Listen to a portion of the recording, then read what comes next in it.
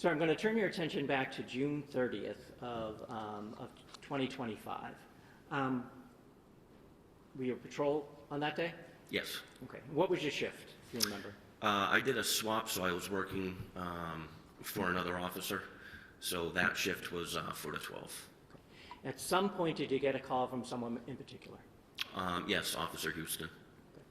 Okay. At some point, did you learn why he called you? Yes. And why was that? Apparently, the defendant's ex-fiance took a restraining order out.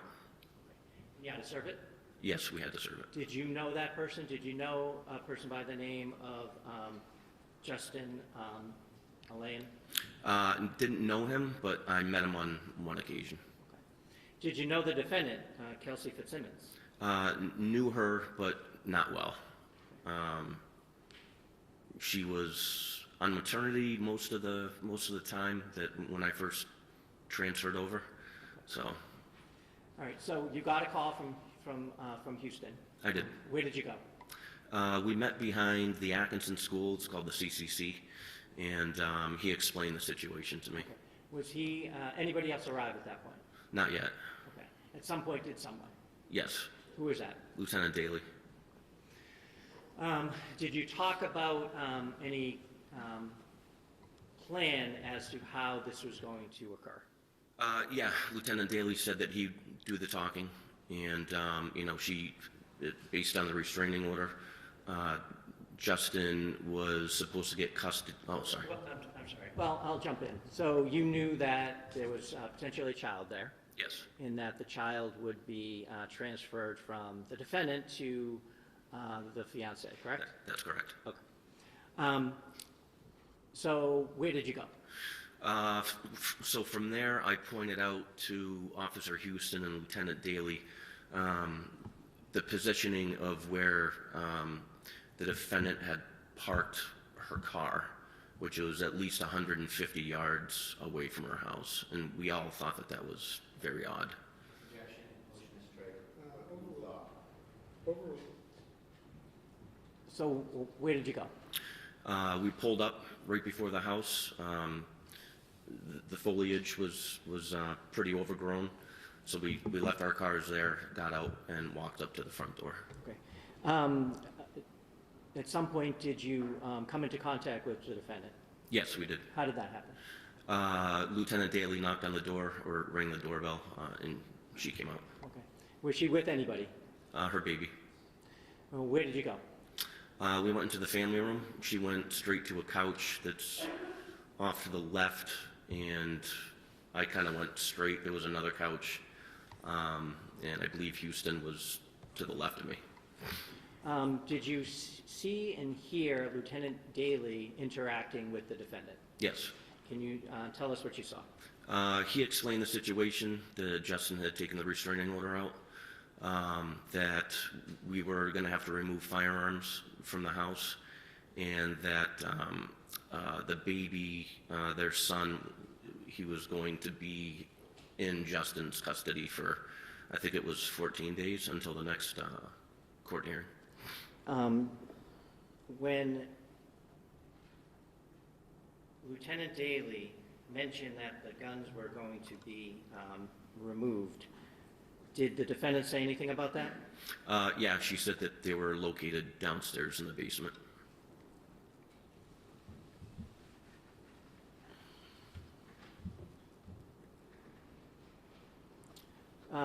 What happened after that? I noticed her duty belt on the couch, so I went and checked that. There was no firearm in there, and I observed like a gun case on a mantle. I opened that up, and there was no gun. There was no gun. Did she say anything in response to that? Yeah, she reiterated the guns were downstairs in the basement. What happened next? She went to gather some belongings for their son, and she came up and handed me the baby. He was screaming. I was trying to calm him down. I believe she gave me his bottle, and I was trying to feed him, but I thinking it can't be too comfortable. I wear an outer carrier vest, and I have all my equipment in the front, so it was kind of hard to cradle him. Did you eventually hand the baby off to someone else? I did. I believe Lieutenant Daly. Okay. Now, do you typically wear gloves when you're on duty? I do. Were you wearing gloves that day? Yes, briefly for maybe like 10 minutes. Okay. Did you take them off once you were in the house? I did. Now, did Miss Fitzsimmons leave the room at all? While I was with the baby, yes. Lieutenant Daly and Officer Houston escorted her around. I think it may have been a kitchen area. I never went back there, so I just basically stayed in the family room with their son. Okay. Did, on a typical restraining order service, would you let a person who is the subject of the restraining order walk around the house unattended? No. Okay. At some point, did they come back? Yes. Okay. What happened after that? I handed the baby off. I was standing in front of her stairs, and she had stated that she had clothes upstairs for the baby, so I handed the baby off. And so did someone go upstairs? Myself and Officer Houston. Okay. Where did you go? Right at the top of the stairs, it's like it's a very small hallway. Right to the left is the baby's room. Right to the right is the main bedroom. Okay. And so where did she go first? To the left, to the baby's room. And what did you observe? I observed a crib. The back wall had bookshelves of sort, and there were just clothes on the ground. Did you enter the room or did you stay on the outside? I entered the room there. Okay. What did you see the defendant doing, if anything? She was wrapping up baby clothes, and she put him in a car seat. And then while she was doing that, I heard an older lady come in and start to yell at Lieutenant Daly. Okay. Did that create any reaction from the defendant at all? No. I asked her who that was downstairs, and she looked up and said she had no idea. Okay. What happened next? She handed me the baby seat and asked me to take it downstairs, and I told her no. Okay. What did you do with it? I put it on the ground. I said, we'll deal with that later. What happened next? She started packing a lot of books, and it's almost like this round basket with two handles. And I explained to her that her son's 4 months old. No need for all the books. You know, you're going to see him in 2 weeks. So. What did she do with the books? She handed me the basket and asked me to go downstairs, bring it downstairs. And what did you do? I told her we would deal with it later, and I put it down on the ground. Okay. And you told her she'd see her son in 2 weeks? Yeah, roughly. I said your next court date is on the 14th.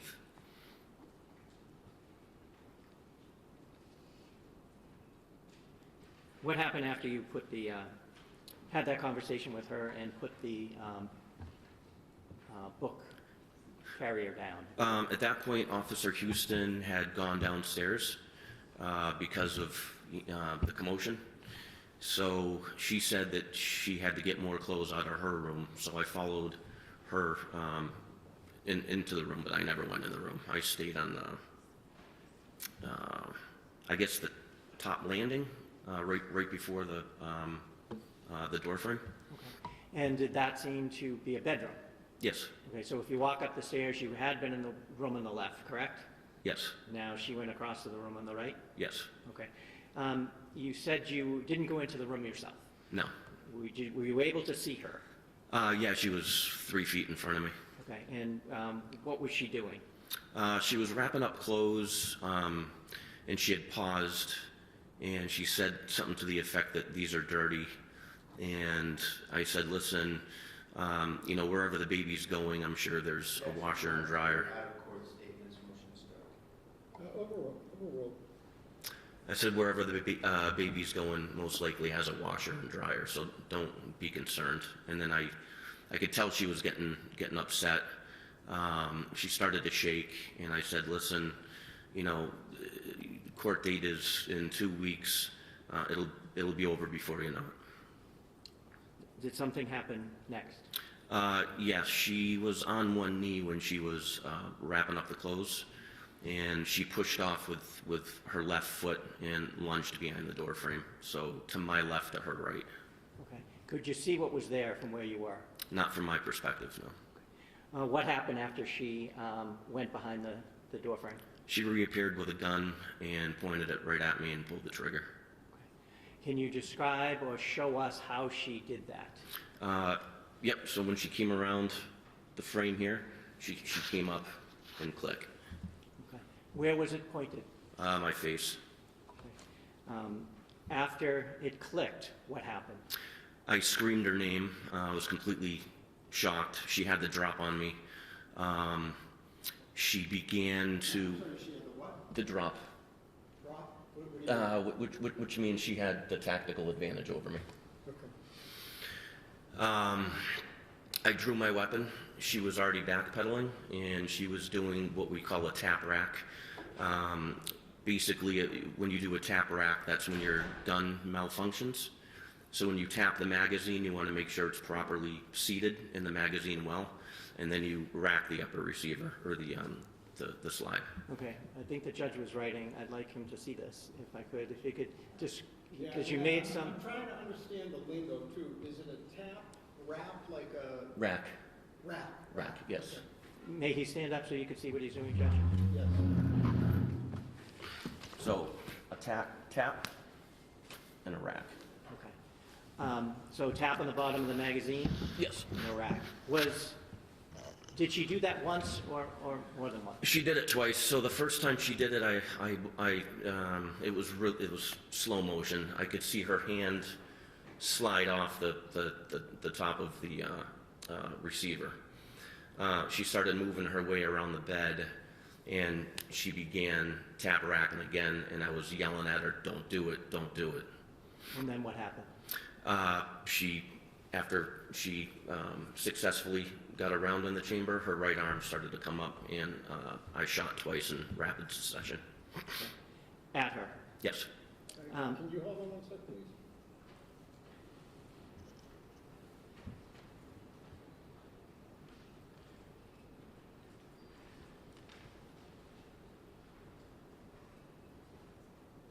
Yeah, I'll set that.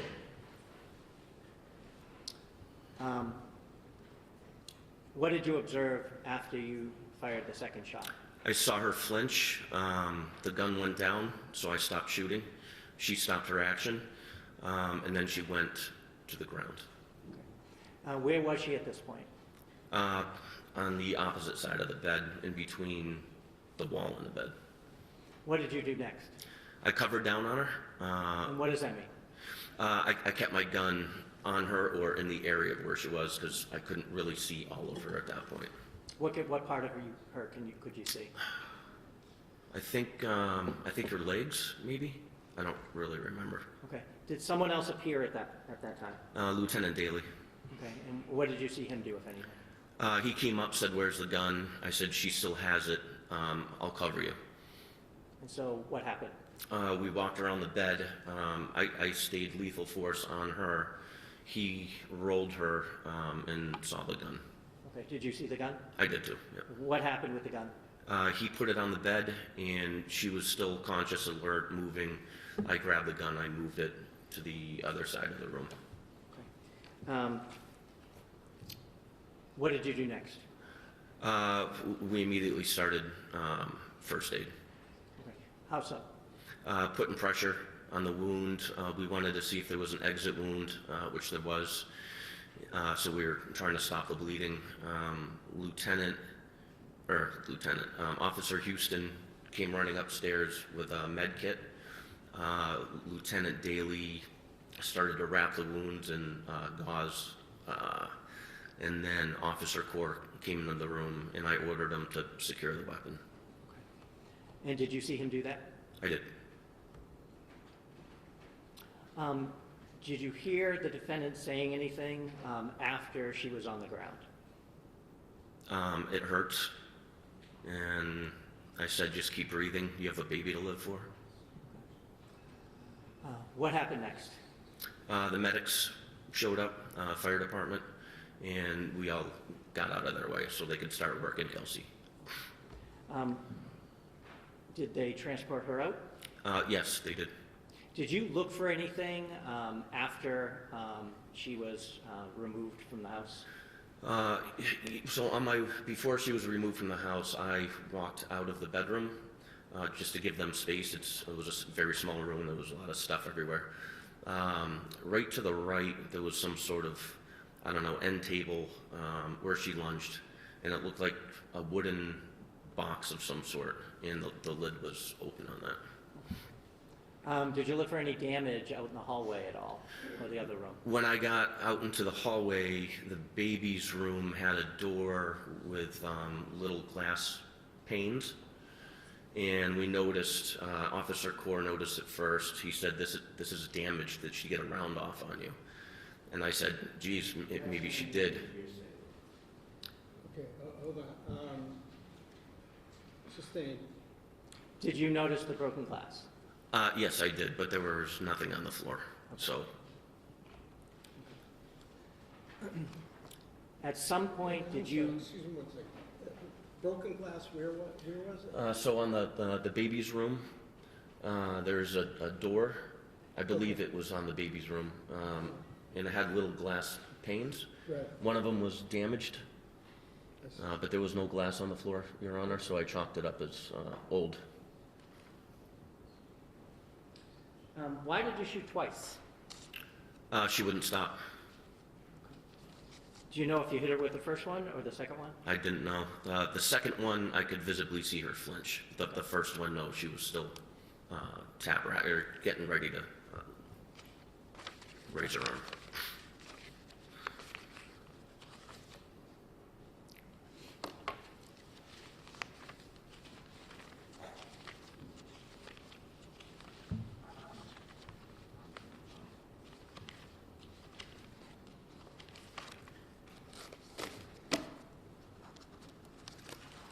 Sir, I'm going to show you a number of pictures. Sure. I'll show you what's been marked as exhibit number 6. Do you recognize that? I do. Okay, what is that? That's the front of the defendant's house and the door that we entered. Show me exhibit number 10. Do you recognize what that is? Is that the front door? Oh, yes, that's the front door. The stairs are right to the right, yep. I think it's sure.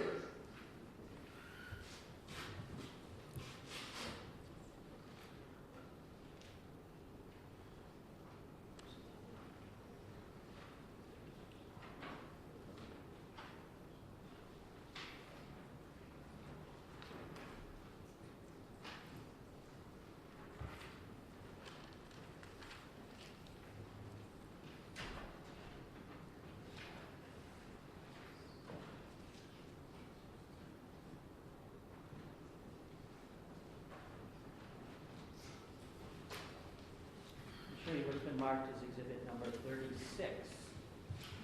You recognize what that is? The stairs leading up, upstairs. So right to the right would be the master, and if you took a quick little left, the baby's room. I'm going to show you what's been marked as exhibit number 39.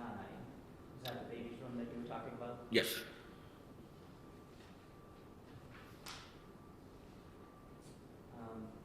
Number 38. You recognize what that is?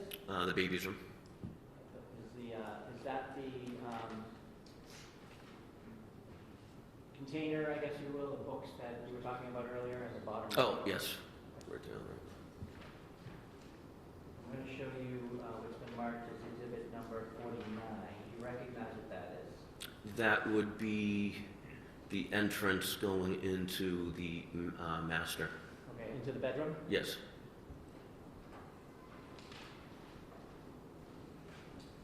I'll show you what's marked as exhibit number 51. Do you recognize what's in that photo? That would be the box that was open to the left of the door frame.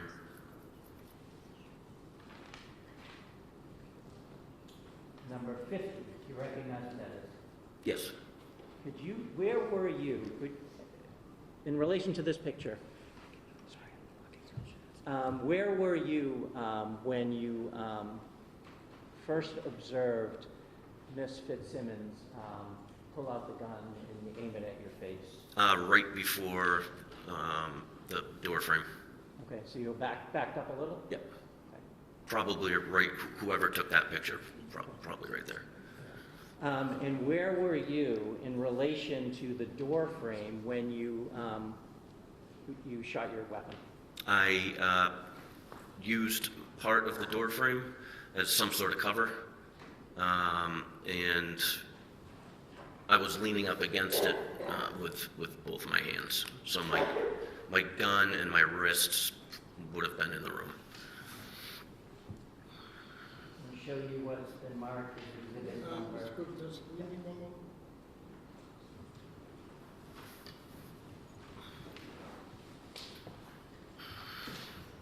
All set, thank you. Let me show you what's been marked as exhibit number 53. Do you recognize that? I do. Can you tell us, and Judge, if I may ask him to get down to point it out to you? Okay. If you could approach. Can you tell us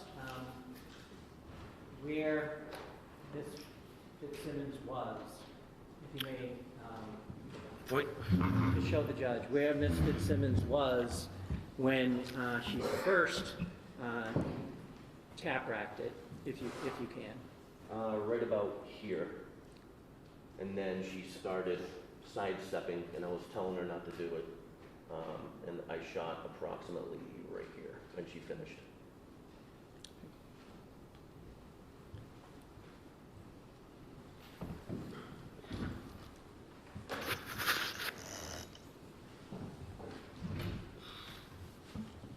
I have nothing else.